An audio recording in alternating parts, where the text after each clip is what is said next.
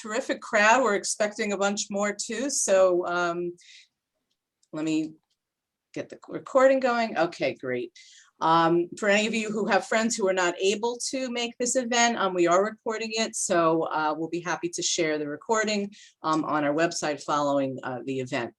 So welcome. Hi, everyone. I'm Wendy Marasoff. I'm the director of the Career Development Center, for those of you who don't know me. We're thrilled to see so many students and alumni join us for this special event presented by one of Purchase's own alumna, Nicole Spiegel-Gotsch, the founder and CEO of Mavyn Marketing, who's a strategist and startup advisor. But before we begin, just want to share a little bit about Nicole's background. Nicole studied graphic design and visual arts, receiving her bachelor's in liberal arts while developing her professional skills and furthering her artistic and creative talents.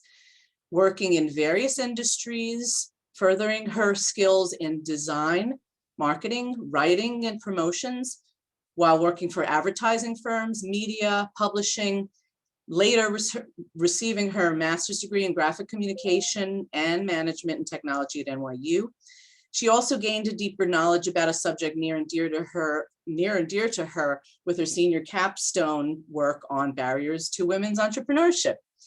Her current business, a marketing consultancy firm that helps women navigate their own paths to successful entrepreneurship and also helps entrepreneurs launch their creative ventures.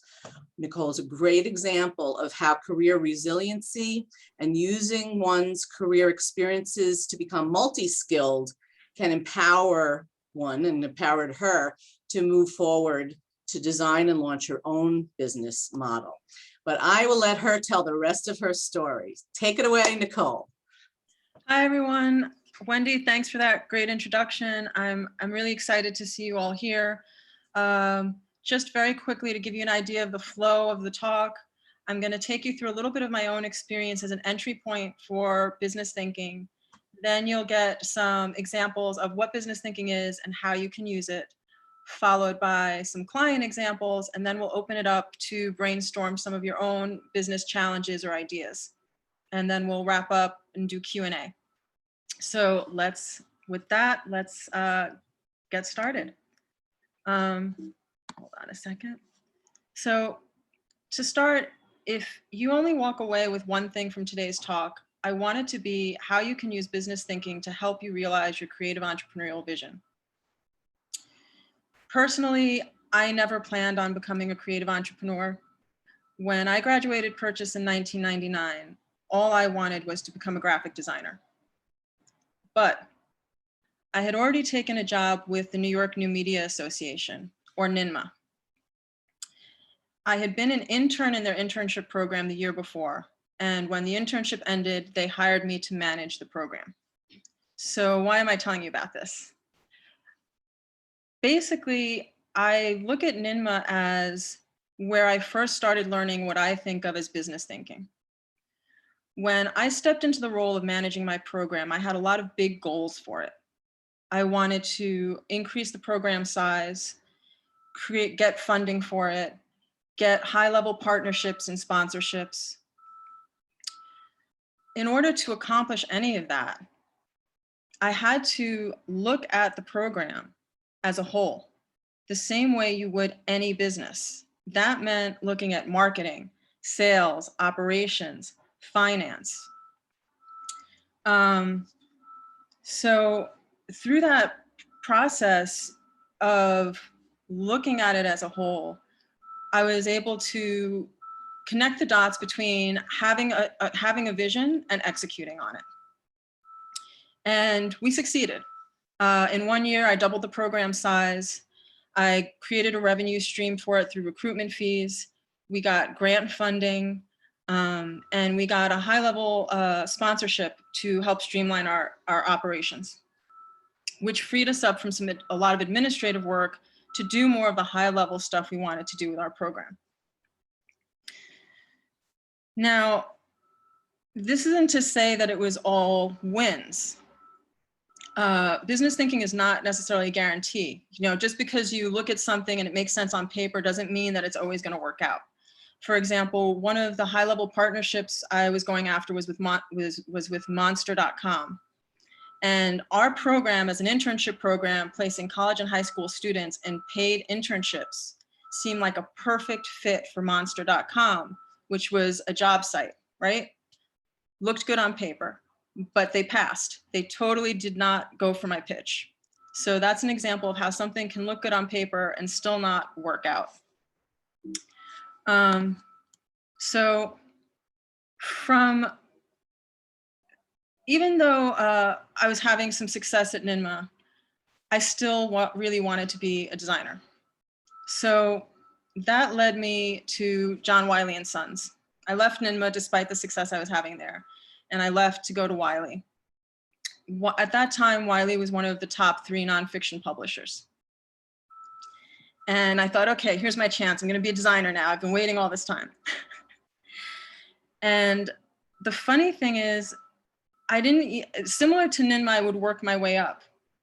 My first title wasn't even a design title. It was something like assistant to creative services. And again, why am I telling you about this? Because business thinking kind of came into play here too. As in that role, I got a much broader perspective of how the creative department ran and how a creative industry runs outside of my little bubble of design. Doing things like negotiating image rights and photo reusage permissions, contracts, pulling quarterly reports. All of this stuff does not sound sexy on paper, and it's not. But let's say you're a visual artist looking to license, do licensing or merchandising or protect your intellectual property. Having an awareness of that aspect, this non-creative side of your business, is only going to help you. Similarly, with pulling the quarterly reports, it sounds boring, and a lot of the times it was. But doing that, I learned things like, learned how to look at things like how much work is coming through our department, how many creative job hours are being spent on that work relative to how much revenue we're earning off of those product lines. And are the marketing efforts, let's say, that are going behind, or creative efforts behind a certain product line paying off? Or should those resources potentially be reallocated? Or maybe that's the service or products underperforming, and maybe you put more resources behind it or change the type of resources you put behind it. And that's something I wouldn't have seen just from my perspective as a designer. And if you're thinking of doing an ad agency or a PR agency or any kind of creative agency really, or even just becoming a solopreneur, understanding how to track your time and your resources relative to your revenue is extremely important. Because if you're expending more than what you're taking in, your business isn't going to be sustainable. Eventually, I'd worked my way up to senior designer of advertising and promotions at Wiley. That last year, I had started grad school at NYU. And at NYU, I started to get this language for what I'd been doing, and I formalized my knowledge. And in 2007, I left Wiley to start my own business. This was sort of interesting too, because the business that I ended up having wasn't the one I'd planned for. When I'd been at NYU, I had done a whole business plan for an online invitation business for mid-market. I started getting partnerships with printers. I got, pricing worked out, how much it would cost me to set everything up. I started designing out templates for, and all these different things. I was convinced that this was the direction I was going in. But my design business was growing more organically and getting traction more quickly. And again, this is sort of a business calculus. I looked at the two things and I knew the invitation business would take me at least 2 years to ramp up. And if I was lucky, maybe it would generate revenue and be profitable after 1 year. Whereas my design business, smoother path to entry. It was already working. So I made a decision to go in that direction, and it stuck. My design business would evolve into sort of a one-woman creative shop. It lasted 13 years. I worked with over 50 clients across at least a dozen industries. So, okay, great. But where does business thinking come in? Does it really matter? Why do we care, right? Let me give you some numbers to consider. 90% of startups fail. 50% of small businesses fail in the first 5 years. And at 10 years, that number becomes 70%. 5 of the most common reasons are lack of money or cash flow, lack of planning, market demand, inaccurately gauging market demand or lack of a product market fit, lack of business skills or no business model. Notice, vision, talent, and creativity are not on that list. These are all business reasons. And the reason I'm showing this to you is because that means that they're manageable, right? Once you know what they are, you can sort of mitigate for them. Another interesting thing to consider is even with all the creator platforms that are out there, Spotify, TikTok, YouTube, Patreon, all these different platforms arguably makes it easier for us as creatives, right? It cuts out the middleman. We can push our content directly out to our audience in ways we never were able to before. Unfortunately, the flip side of that is that there's only really a very small percentage at the top who are making a sustainable full income off of that work. This doesn't mean that you can't be successful as a creative entrepreneur. What I take it to mean is you might have to factor that into the way you construct your plan. So maybe it's not a single stream of income. Maybe it's multiple streams or different ways that you're gonna generate a total income. So that's, when you start looking at it through this lens, business thinking it comes in to support your goals and to help you reach them in a more focused way. So what is business thinking specifically? My definition isn't a textbook definition. If you Google it, it's not going to match. For me, it's looking at your business, looking at the different parts of your business and how they interact and impact each other. The areas of your business are things like marketing, sales, operations, finance, customers. You can use business thinking to guide your decision-making, sort of in the ways I've discussed so far. Identify opportunities, avoid common pitfalls. And on a practical level, business thinking can help you answer questions like, who is my target market? How do I reach them? What's my unique selling proposition? How do I price my products and services for my market? Most importantly, how will my business make money? So I'm gonna share with you some real world client examples. Meet Sarah. Sarah came to me as this incredibly talented illustrator. Her and her mom had a collaborative book project that they wanted to get off the ground. It was a memoir as a graphic novel. And Sarah also wanted to get enough freelance illustration work to become a full-time freelance illustrator and quit her day job. She wanted to live the dream, get a book and do freelance illustration and quit the day job, right? Sounds pretty good.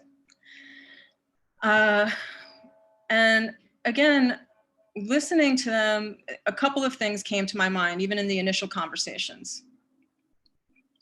Again, through a business lens, right? One, at the time Sarah and her mom approached me to work with them, the industry that they were targeting, publishing, was contracting. Freelance work was drying up, and publishing companies were being more selective, but with the projects that they were, with the book projects they were taking on. So that was the first thing. So I knew that we were going to have a challenge there. And the second thing was, I always ask myself and sort of put this question to myself and my clients. Is the goal that they think they have, is the goal really what they think it is? Or is it something else?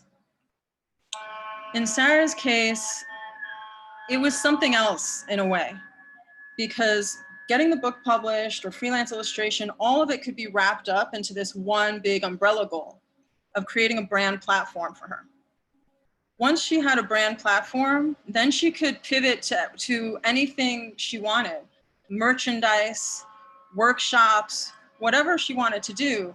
That would be her hub for whatever avenues she wanted to pursue in an entrepreneurial way.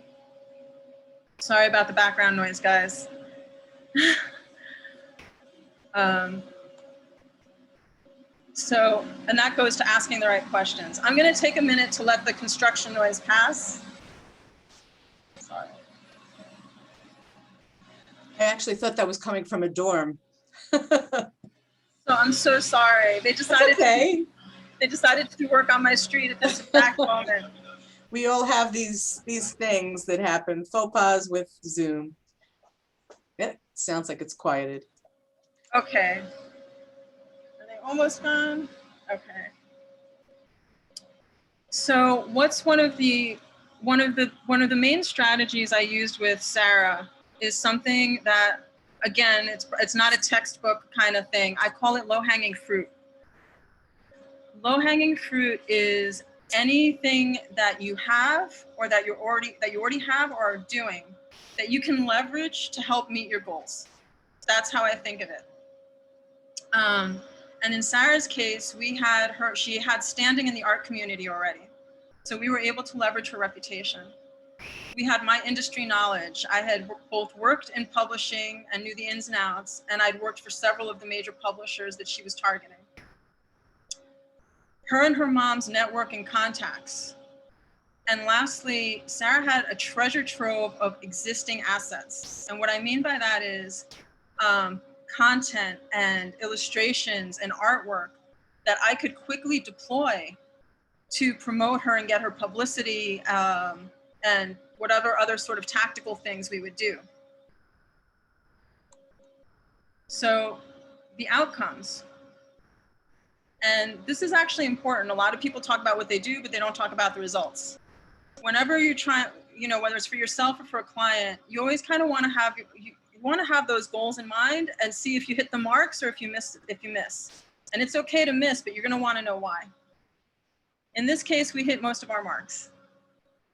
We got Sarah press coverage, paid events and appearances, steady illustration work with major publishers, publishing agent attention, and I recently found out she got the book deal. Now, this kind of makes it seem, 2 slides makes it seem like it happened overnight. It didn't. It takes work. She didn't have some sort of big budget. If you're going into something like this and you're funded, it's a very different scenario than if you're bootstrapping or going in with like very few or no budget or resources.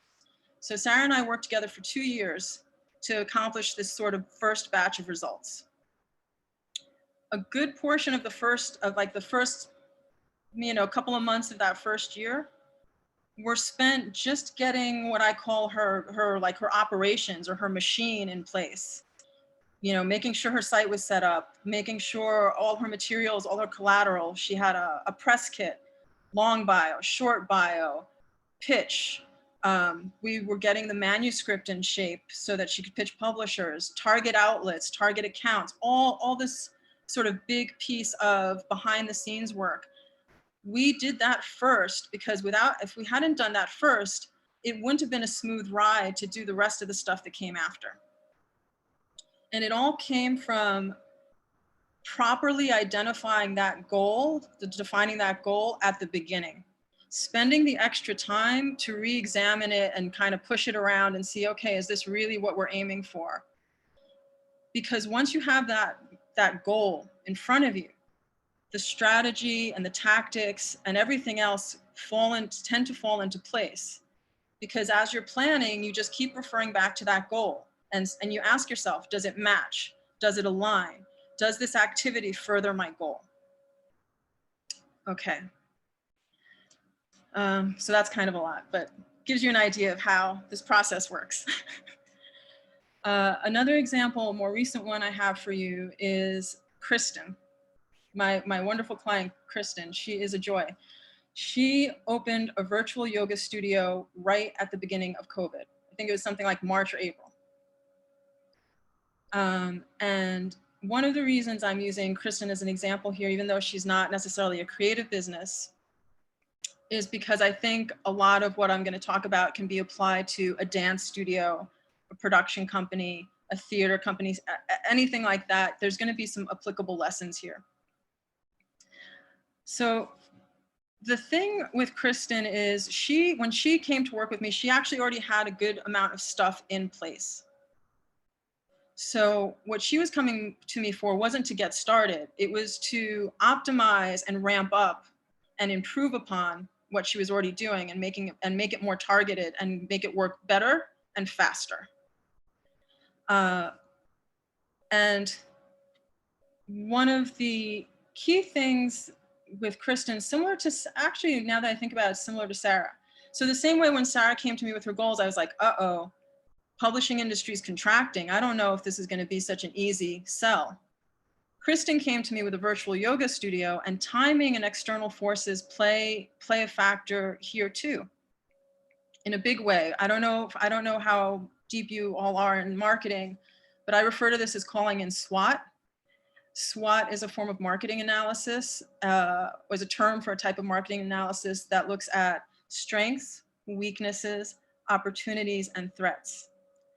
And I wanted to do this with you because it's important to realize that you can have everything working properly within your business. Everything you're controlling, everything you're putting out can be super on point and perfect. But there can be external forces that impact you regardless of how well you plan. So in this case, COVID, right? COVID doesn't necessarily, in some ways, COVID is an opportunity for Kristen. She's launching a virtual yoga studio. Great. Everyone's working from home. Everyone's sort of not forced, but more or less having to work out at home.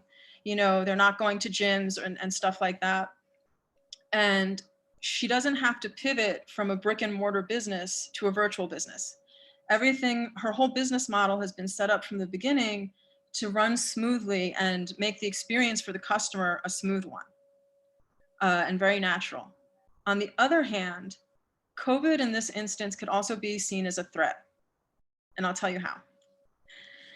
It's a threat because all these physical locations, every fitness trainer, gym, yoga studio, Pilates studio, whoever, they're all now going to quickly try to pivot their operations to be online. So if when Kristen launched, she planned for a certain competitive set, now that competitive set might be double, right?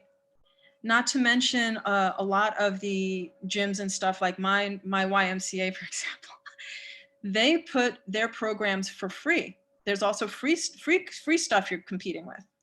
And in fact, one of the big things she and I are working on is how do you set up a business model and a strategy to compete with free? It's not like you're going to price it lower, right? So that's a perfect example of how you not only look at things internally, you look at things that are external, you sort of have your goals and you measure against that. There's a lot of different moving pieces. So what am I doing with Kristen? We're focusing on a lot of different things at the same time. A holistic approach is how I refer to it. Brand differentiation. So this is a big aspect of competing with free. Part of the way you compete with free is to make your brand so attractive that people will pay for it. Her product and service mix. When she launched, in a lot of businesses and people first starting out tend to do this. You want to get money in the door right away or customers in the door right away. So you try and offer everything to everyone so that you'll be sure to get those customers. It doesn't usually work out that well. And the reason is because you end up spreading yourself really thin over a lot of activity rather than focusing on your target market or your niche and developing the deep relationships with them that are going to result in long-time customers.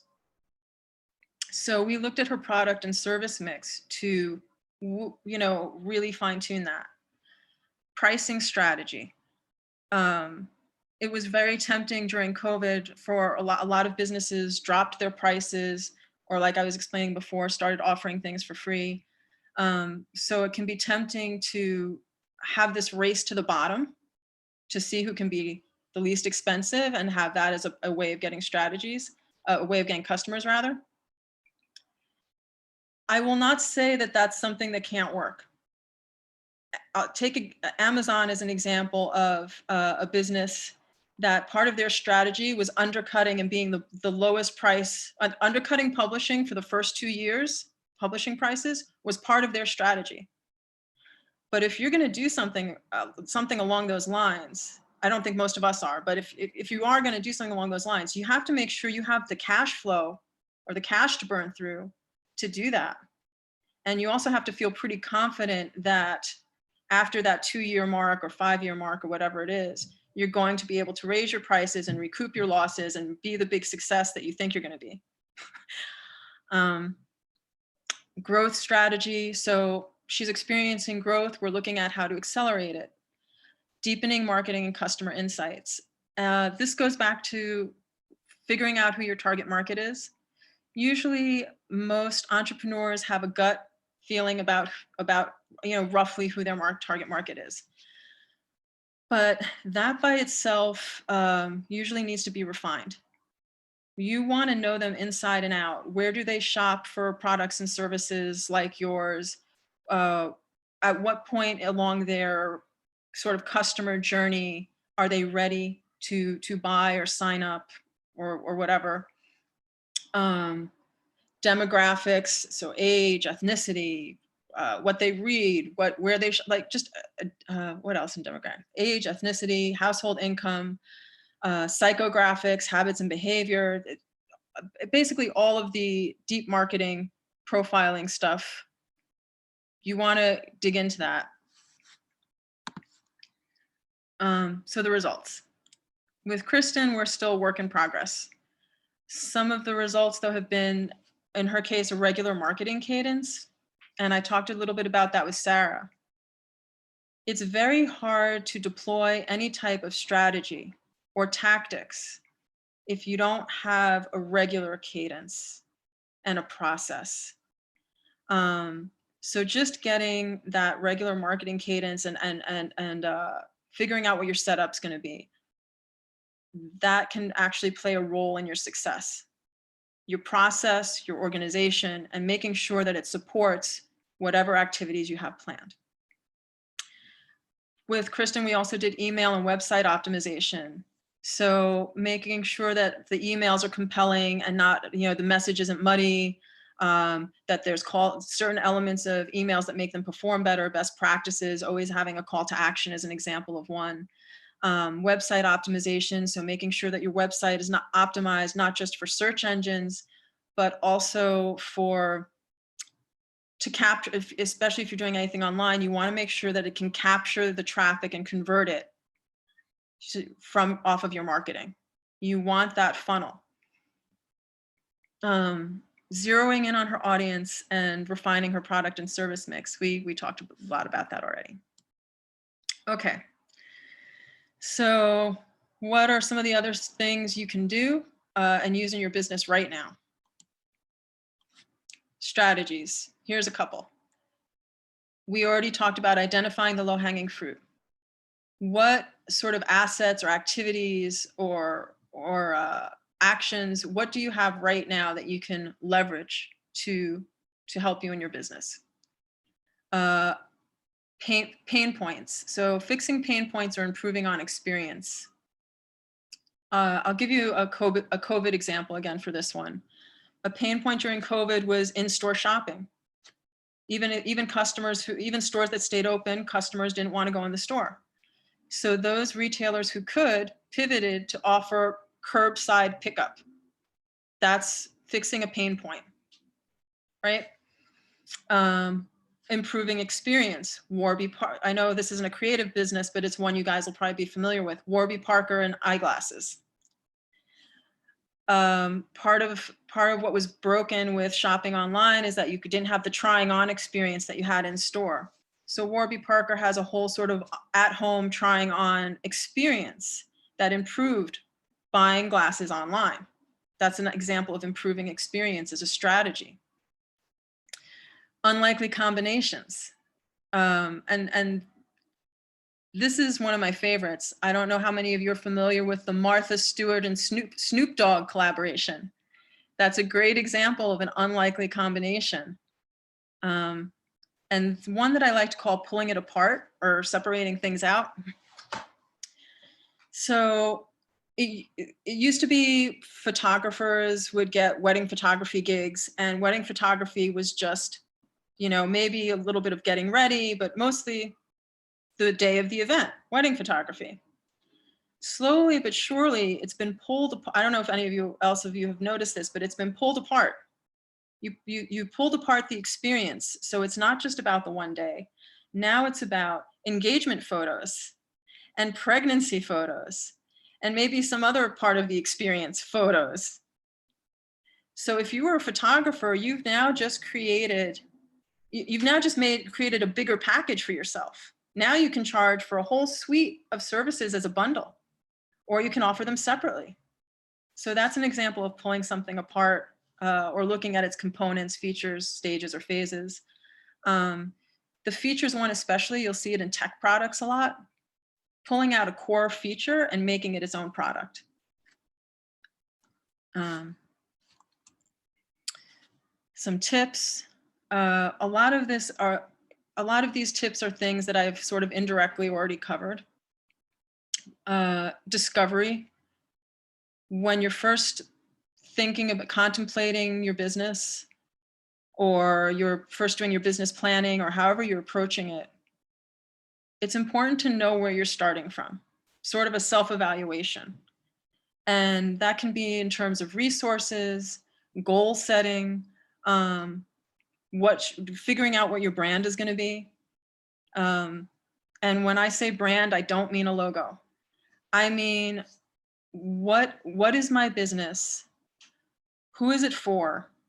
And why would people buy my product or service? Those are some of the core ideas that go into building a brand. The logo and the design and all the other stuff that comes after are all output from that sort of conceptual framework. Do your research if you can, or partner with someone, or, you know, I mean, one of the things when I was going through this talk for you all, I don't want to give you the impression that you have to know everything, do everything, or have an MBA. You do not.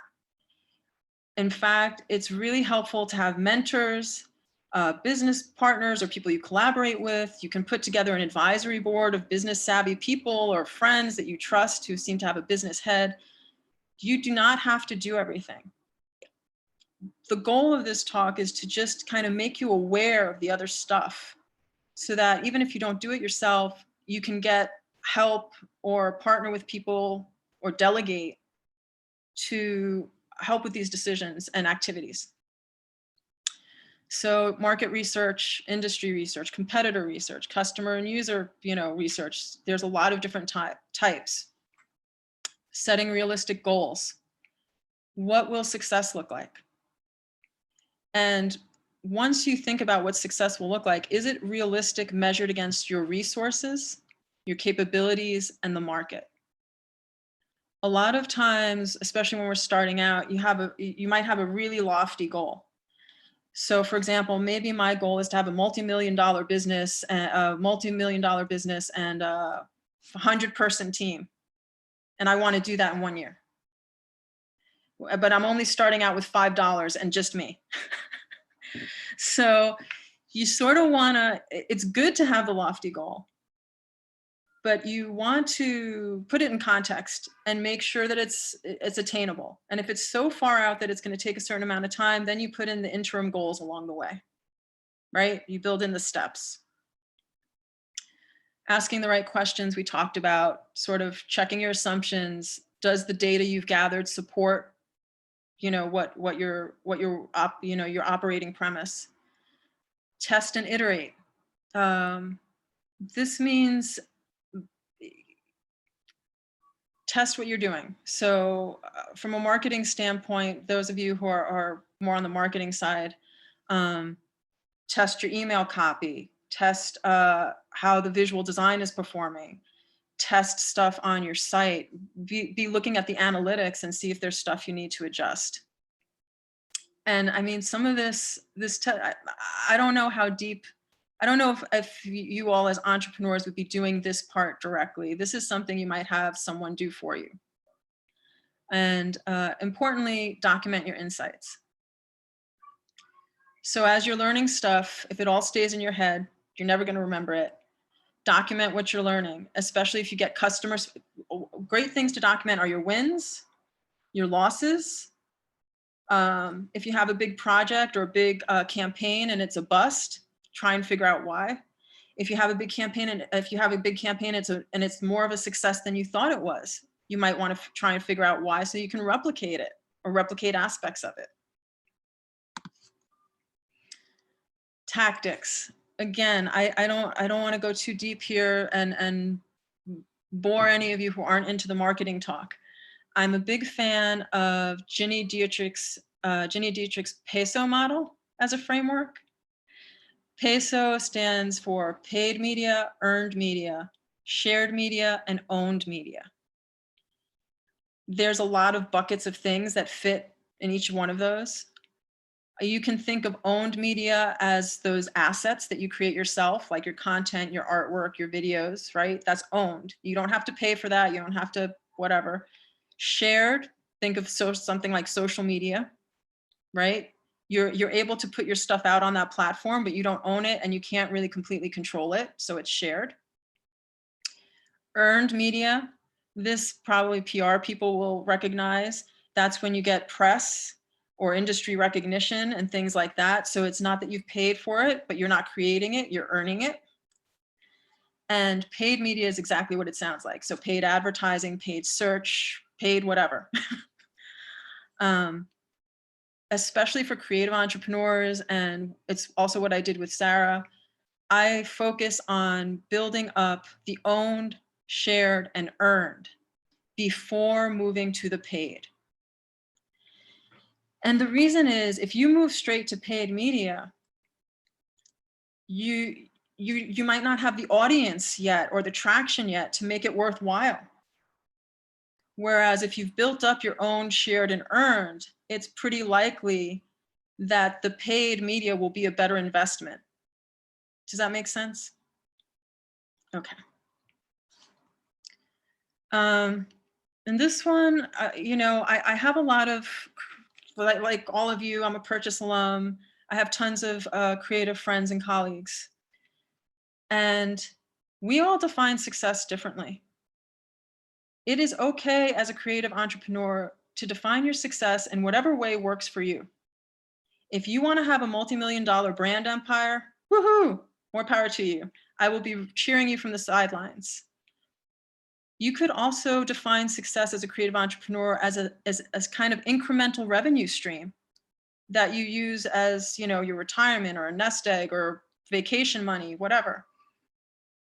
You could define it as social impact. Maybe you want to do a nonprofit, or maybe you want to just do something that has a social good component and impacts people's lives. And that's more important to you than the multi-million-dollar whatever. And lastly, this one really sticks with me because I meet a lot of artists in this who fall into this category. Mastery and reputation. Maybe success as a creative entrepreneur to you means a certain number of gallery shows or industry recognition, or just honing your craft and becoming known for a certain style or as a certain level of artist or performer, right? What comes to mind when I think of this are actors who do independent films. and they know that they're not going to get the same salary or earning as if they did a box office hit. But those parts maybe are more attractive to them, or let them flex their creative muscles in a different way than the mainstream film, or it offers them something else, some other form of satisfaction.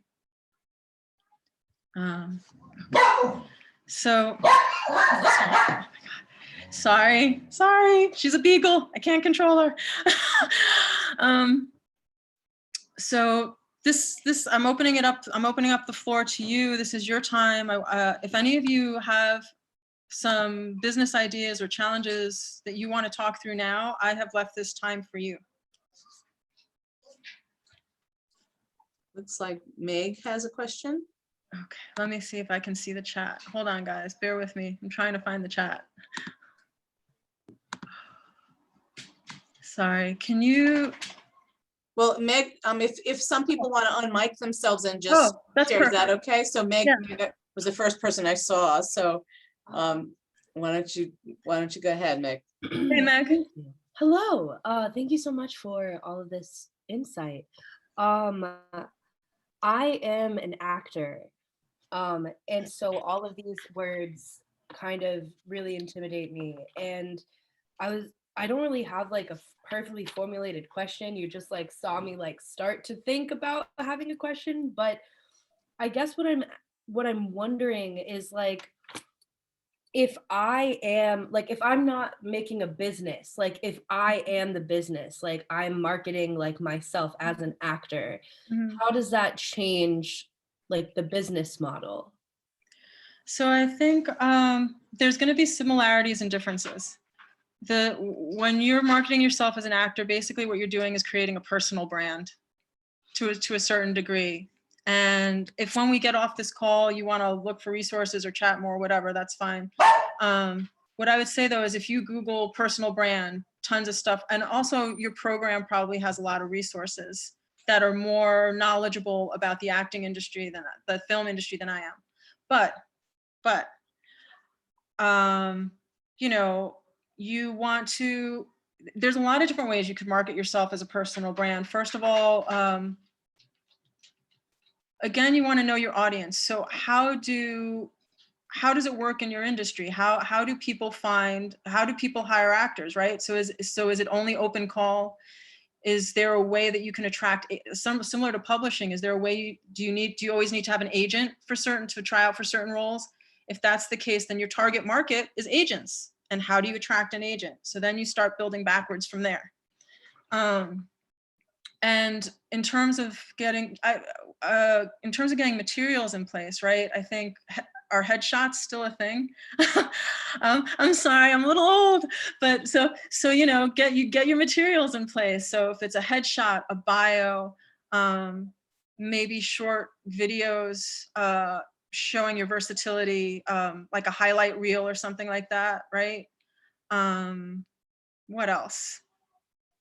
How important would you say social media is? I think social media, it's probably for acting, it's probably pretty important. I mean, I don't know for sure. It depends. Again, I take it back to the target market. Are agents and producers or directors, do they have an eye on social? Are they hanging out there? Right? Is that a place where you can engage with them? Is that a place where they could potentially discover you? On the flip side, part of the beauty of social media is that you don't need to just go directly to the agents and the producers and the directors. You could go directly to mass consumer audience, right? So you could start pushing out your own little productions. No one's going to stop you. I mean, you may not necessarily get the audience for them right away, but you can certainly try and engage your audience directly. I see a lot of musicians doing that on Twitter, for example, and Instagram. They push out their album stuff. They push out new tracks they're working on. It can be a little hard to cut through the noise because there's a lot of social conversation and everyone's on social. Does that help? Absolutely. Thank you so much. Nicole, we have two questions next from Imani. Imani, if you want to mute yourself as well, but if not, they're also in the chat for you, Nicole.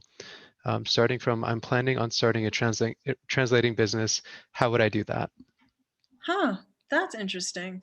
Okay, Imani. Planning on starting a translating business. The first thing I'm going to assume that there's something that's prompted you to do this, that maybe you already have some clients or have done some of this work. Is that accurate? I can't see. For some reason, I'm not getting the chat here. Q&A, is it in Q&A? Oh, sorry, guys. Sorry.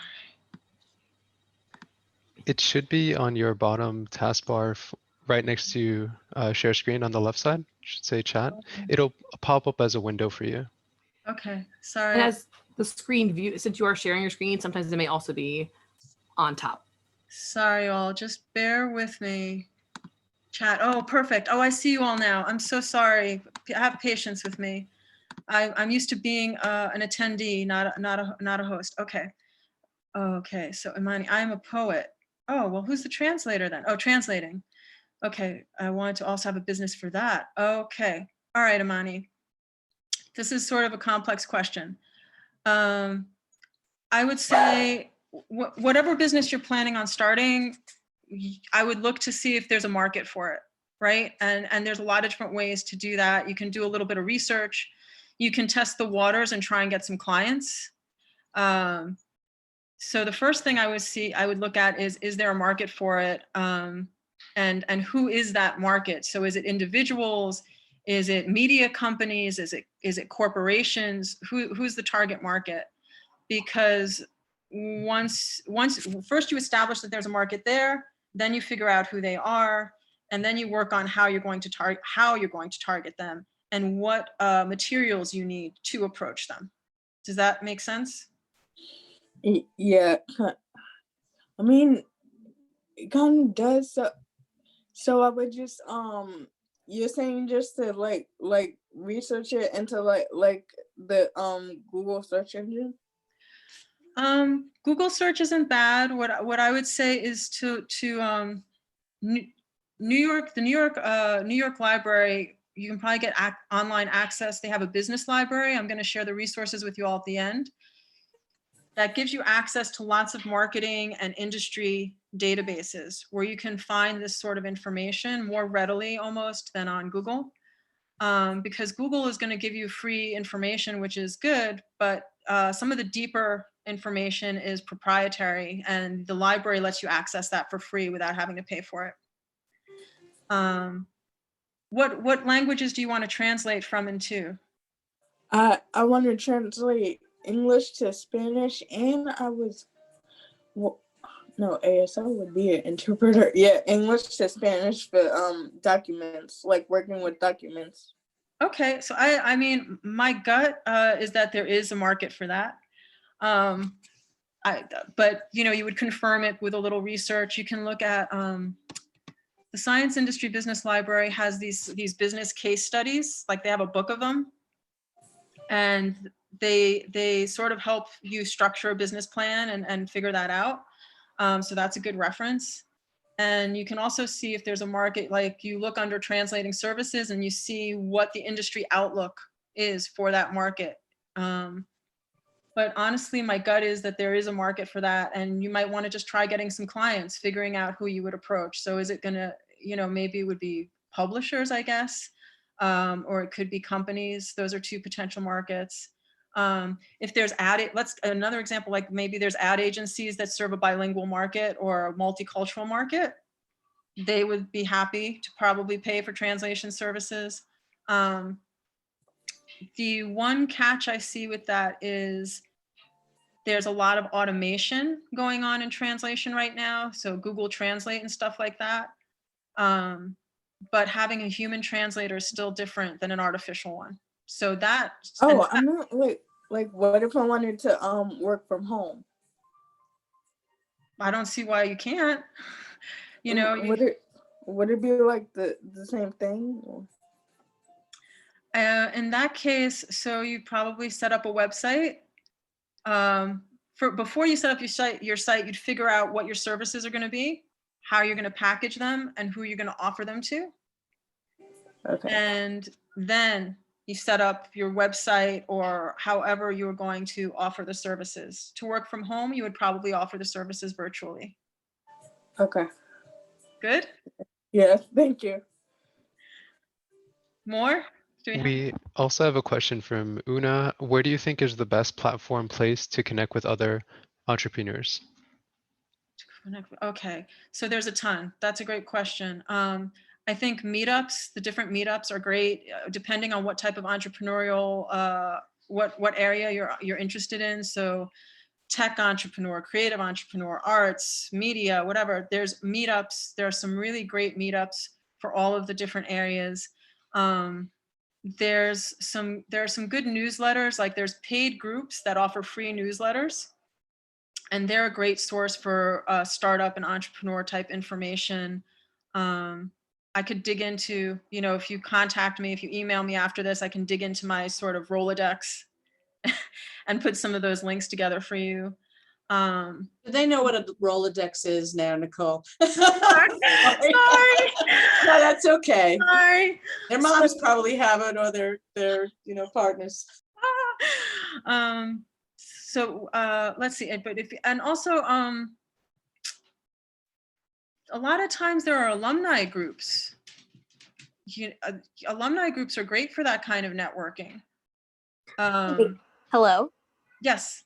All right. No, awesome. Thank you so much for the information. So I actually have a student run film production and theater production company.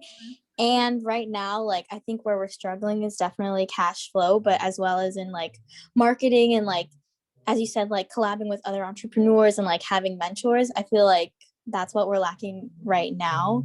So just to find a place or platform to connect with other people who are kind of doing the same thing as we're doing, or maybe someone who can just help us. I think, yeah. So like I said, let me dig in, because I could swear that I've got a bunch of things in my inbox, media and arts type stuff, like meetups and things like that. In terms of cash flow and mentoring, SCORE, I'm going to put it in the chat, SCORE.org. I don't want it to be private. I want it to be everyone publicly. Okay. So SCORE.org offers, oops, no, it's still going privately, to everyone. Send chat to everyone in meeting. Sorry about this. So SCORE.org offers free business mentorship. The SBA, the Small Business Administration, offers some mentorship resources. Now, they might not be specifically in theater. They can still answer questions about cash flow. They don't need to necessarily, so for the cash flow questions, you can go to other types of, it doesn't necessarily need to be theater and production. There are also some amazing people in the Purchase Women's Leadership Network and on the Purchase mentorship platform. Right. Might be able to be great resources for you. Tory Burch Foundation has good content and a lot of stuff for free. Flow is your issue. Where you really want guidance is putting together an investment or loan worthy pitch to raise money. Does that sound accurate? Yeah, no, that sounds very accurate. So what I would say is, I don't know what your business plan is. I don't know a lot about your business yet. I would say take a step back and look at what you've got going on and figure out the different ways that you could get that money. It could be some of the traditional routes, like a bank loan or an investor. It could also be sort of community fundraising. Although the catch with community fundraising is that then it's not necessarily a consistent flow of money. It's sort of like a big infusion of money if it works, and then you have to try it again. I would look at grants as a potential source of funding, and also microloans through things like Kiva. I don't know if you're familiar with that. Does that help? Yeah, that helps a lot. Thank you. And I'll just jump in with, because Nicole gave a pitch for the Purchase Alumni Mentor Network. We have, I think about 150, might be closer to 200 alumni mentors who are available to consult with our students as well as recent alums or other alums on some of the guidance and advice that they may have to offer on their career. So you may find if you join our mentor network, Jeff maybe can put it in the chat.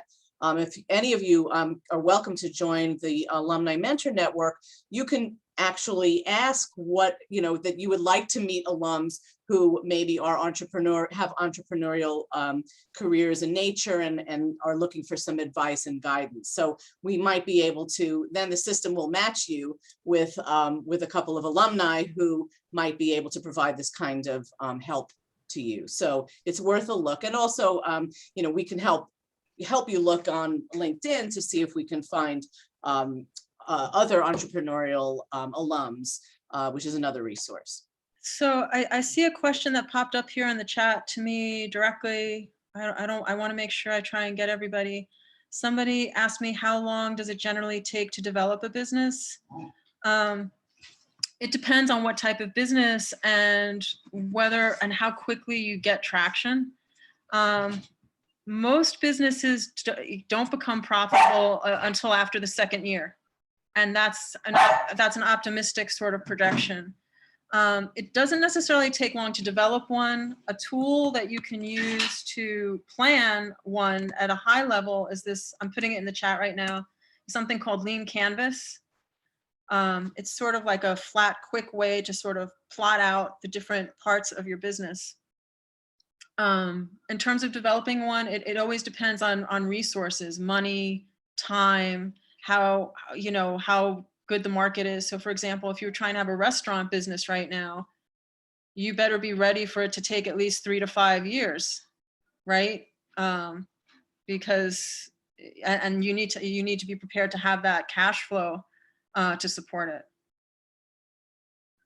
I'm trying to get everyone's questions. Hold on.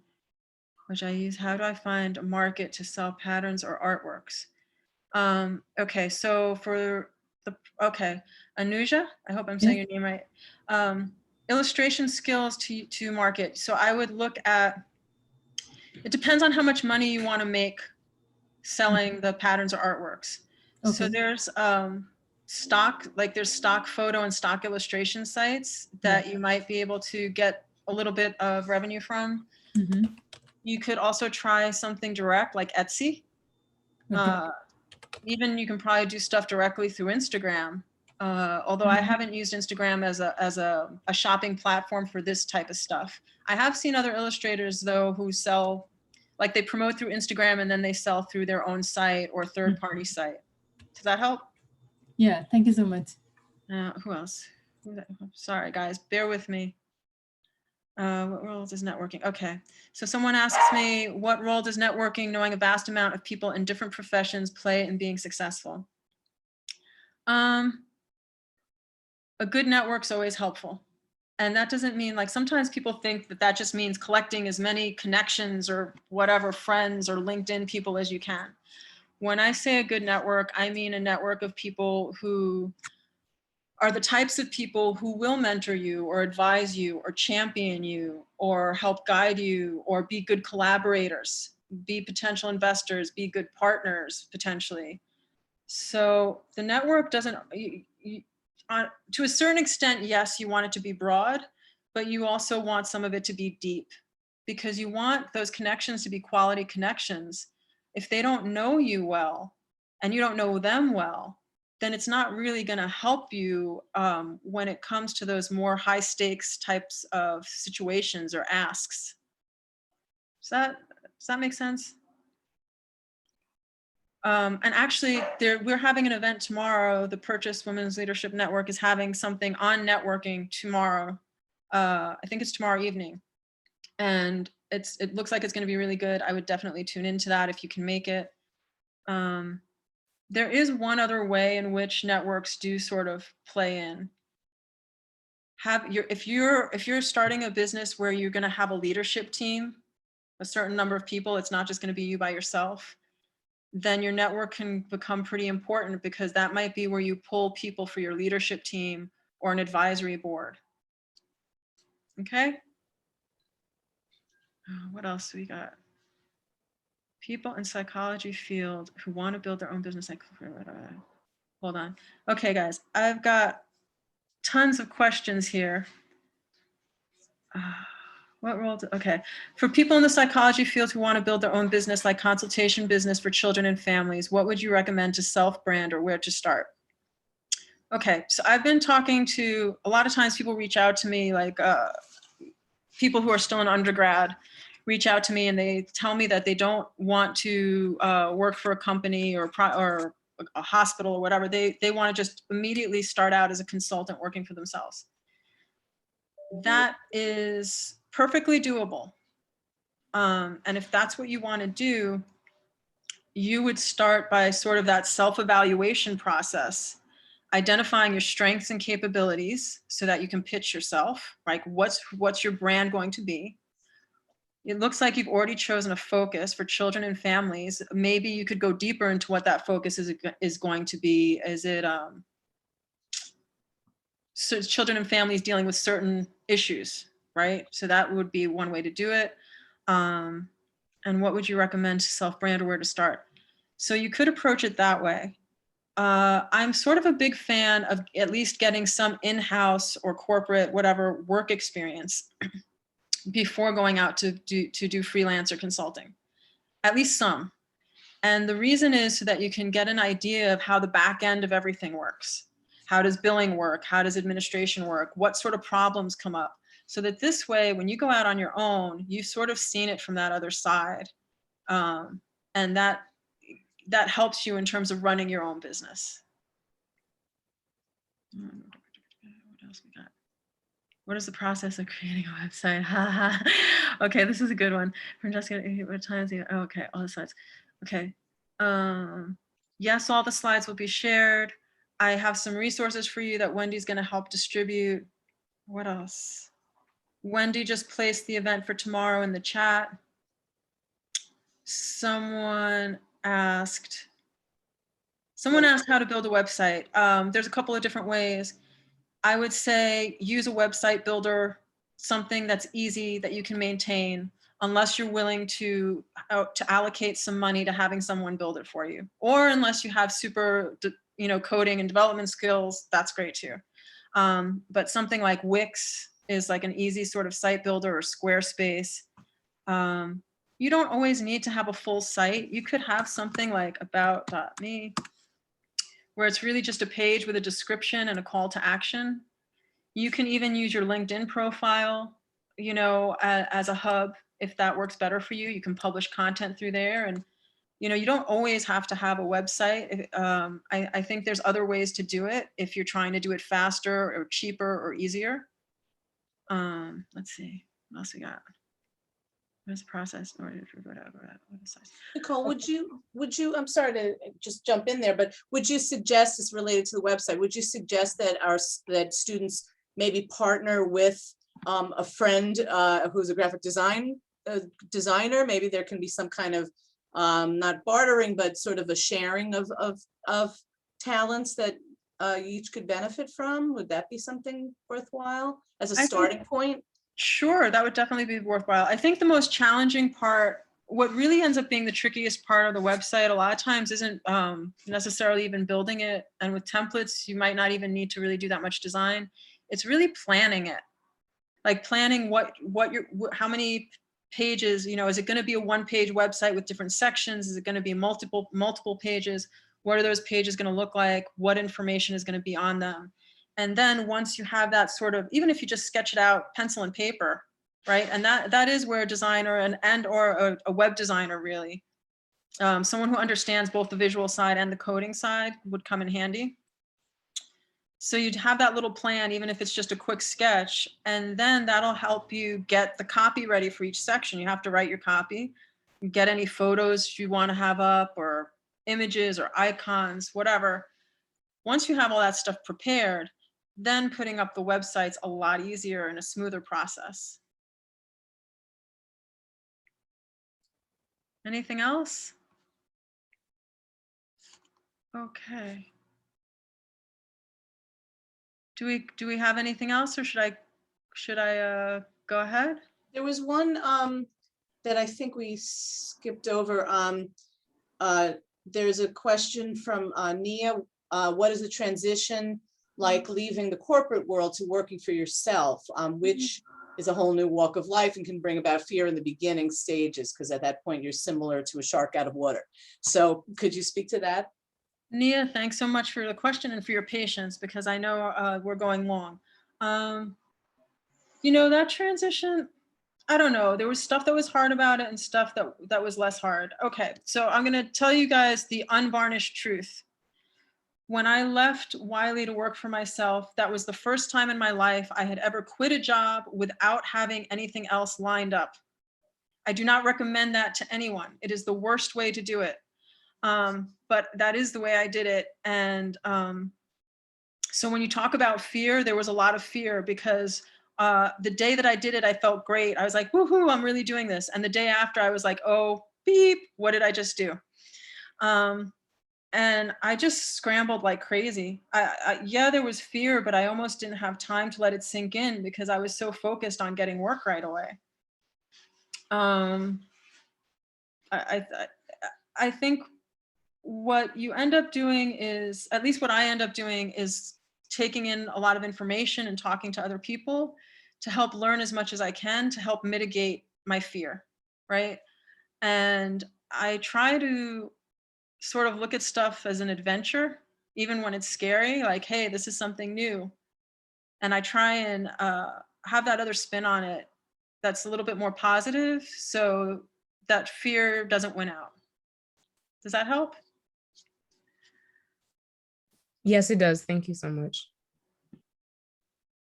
Okay, we've got, okay, planning on making a performing arts company.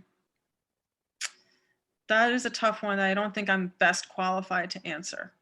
I would say talking to some of the mentors on the mentorship work, on the mentorship network, or talking to people who have done it before, or your professors. Because for a performing arts company, I'm assuming you probably need a space, right? You need a space to operate out of. So whether you're leasing a space or renting a space, or maybe you're able, I mean, nowadays, getting space is a little bit easier. So you can do stuff there's more options. So maybe you can have something that you can kind of have on demand or with more flexibility than paying for a lease or something, even when you're not using it. So I think the big challenge with something like a performing arts company is a lot like the challenge for a restaurant. It's that you have to pay for it even when it's empty. You have to pay for your space even when it's empty. You have to pay for the actors or the performers, even when you might not have gigs booked or performances booked. So I would sit down and sort of really dig into how you're going to make sure, like how many performances a year you need to have in order to break even or make your revenue, how many performers you're going to have, is everyone working for free for the first year, like just to get it off the ground? Or does everyone get a percentage of ticket sales, or how much are the tickets? All these types of questions would go into my initial thought process to plan for that. Thank you. Okay, so I think we've covered a ton of ground. I really hope that I've helped you all today. Well, I'm going to just jump in then and say, thank you so much, Nicole, for your advice and for your knowledge. I think you really shared a lot and kind of opened up some eyes to how the process is. That it's not there's a process, there are steps, there are nuts and bolts to this whole business development. But you begin where you are, and there is a beginning, and there are things that you can do. So we really value your input. I hope it was an enjoyable experience for you to be the sage this time and share your advice. I thank you so much, all of you, for having me. I loved being with you, and I love Purchase. So whatever I can do to support it, And just to wrap up, whoever's here, I know purchase students, you all have the talent, passion, and creativity to realize your entrepreneurial vision. With business thinking, you'll be more likely to succeed. Thanks for having me. Here's some contact information. I will send the resources to Wendy. We'll give her a hand. If we can, we'll give you a virtual hand. Thanks, You can do that. I don't know if it's working, but anyway. It's There working. they go, there they go. So they know how to do it. They can do the All smart, right. oh, I did a strange face, but And I'm also on the mentorship network too. I don't know, yeah. you're welcome to contact me, but especially for some of the performing arts and media questions, there's people who are way more qualified to answer and help you with that. It's awesome. All right. Thanks, everybody. Thanks for joining us. Take care.